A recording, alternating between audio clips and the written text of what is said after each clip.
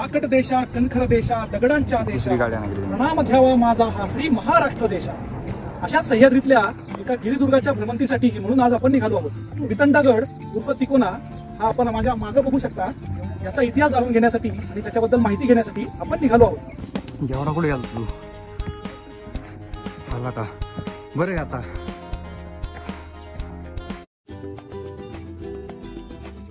नमस्कार मित्रांनो, तिकोना हा पुणे जिल्ह्यातील मावळ तालुक्यातील सह्याद्रीच्या कुशीत वसलेला एक सुंदर ऐतिहासिक किल्ला. साधारण इसवी सन 800 ते 1000 या काळात बांधलेला हा किल्ला पवन मावळातील परिसरावर आणि आसपासच्या इतर किल्ल्यांवर देखरेख ठेवण्यासाठी म्हणून त्या काळात वापरात यायचा. तिकोना हा पुण्यापासून 50 किलोमीटर तर मुंबईपासून साधारण 100 किलोमीटर अंतरावरती आहे. पुण्यातून चांदणी चौक आणि पौड मार्गे तर मुंबईतून लोणावळा किंवा कामशेत मार्गे तिकोन्याला येता येते.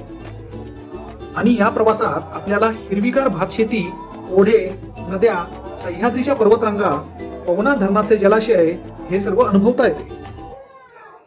मुख्य रस्त्यापासून तिकोना पेठ या पायथ्याच्या गावाच्या कमानीतून आपल्याला आत वळावे लागते. आज आम्हाला किल्ल्यावर आजच्या काळातील किल्लेदार भेटले. त्यांनी आम्हाला किल्ल्याचा सविस्तर इतिहास सुद्धा सांगितला. तो आपण या व्हिडिओमध्ये पुढे पाहणार आहोतच.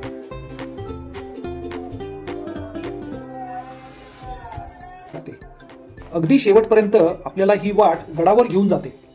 गड चढताना ठिकठिकाणी दगडांच्या पायऱ्या केलेल्या असल्याने गड चढणे सोपे होऊन जाते. आपण जसजसे वर चढत जाऊ तसतसा संपूर्ण पवन मावळाचा परिसर आपल्याला दिसायला लागतो.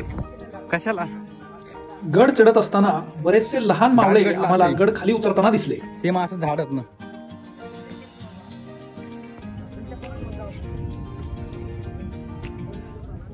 साधारण अर्धा गड चढून आल्यानंतर आपल्याला या टापूवरून सुंदर निसर्ग पाहायला मिळतो. माझ्या मागे आपण बघू शकतो की हडशी तलाव दिसतोय. या बाजूला पवन मावळातले अजून 2 किल्ले लोहगड आणि विसापूर दिसतात आपल्याला. अजून थोडं त्याच्या बाजूला आलो तर इथं पवना धरणाचा विस्तीर्ण जलाशय सुद्धा दिसतो. गडावर आपल्याला हनुमानाची मूर्ती आणि श्रीराम मंदिर पाहायला मिळते. इथून पुढची चढण ही थोडी अवघड आहे. संपूर्ण छातीशी येणाऱ्या आणि पाण्याने निसरड्या झालेल्या पायऱ्या या सावधतेने चढाव्या लागतात. परंतु शिवदुर्ग संवर्धन संस्थेतर्फे ठिकठिकाणी रोप लावले असल्याने चढायला थोडे सोपे जाते. बाले किल्ल्यावर महादेवाचे वितंडेश्वर मंदिर, पुरातन शिवलिंग आणि नंदी आहे. या मंदिराचे अजून एक वैशिष्ट्य म्हणजे पाण्याच्या एका टाक्यावर हे मंदिर उभारले आहे. आणि इथल्या काही लेण्या बघितल्या, मंदिरावर बघितल्या. इसवी सन 800 ते 1000 सालामध्ये किल्ला असावा असं इतिहास तज्ञांचं मत आहे. 1585 मध्ये निजामशाहीचा सरदार मलिक अहमद निजामशाह यांनी हा किल्ला पहिला निजामशाहीत दाखल केला आणि या किल्ल्याला अमानगड असं नाव ठेवलं होतं. त्यांनी काही काळ राज्य केल्यानंतर 1657 मध्ये शिवाजी महाराजांनी कोकणातील काही किल्ल्यांबरोबर तिकोना पण आपल्या स्वराज्य सामील करून घेतला आणि या गडाला वितंडगड असं नाव ठेवलं. या किल्ल्याचा मेन उपयोग म्हणजे आपल्या राज्यात असणाऱ्या 12 मावळांपैकी हे समर्थ पवन मावळ आहे. त्या पवन मावळावरती लक्ष ठेवण्यासाठी आणि आजूबाजूच्या परिसरावरती नियंत्रण ठेवण्यासाठी तिकोना वापरण्यात आलेला आहे. 1660 मध्ये नेताजी पालकरांची नियुक्ती केली या किल्ल्यावर किल्लेदार म्हणून नियुक्त केला.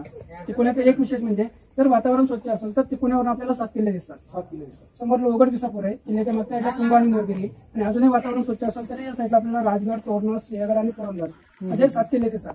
1665 मध्ये जो पुरंदरचा तह झाला त्या तहामध्ये जे मिर्झा राजे जयसिंग महाराजांनी 23 किल्ले दिलेले होते.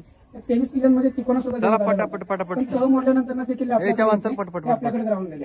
आता ज्यांनी रक्ताचं पाणी करून त्यांनी एवढे मोठे गडकिल्ले बांधले, इतिहास घडवला. असं आपण गडकिल्ले बांधू शकत नाही किंवा इतिहासही घडू शकत नाही, पण आहे हे जतन करण्याचा प्रयत्न नक्कीच करू शकतो. कारण आपल्या महाराजांचा वारसा आहे चिरंकाळ टिकला पाहिजे. ह्या दृष्टिकोनातून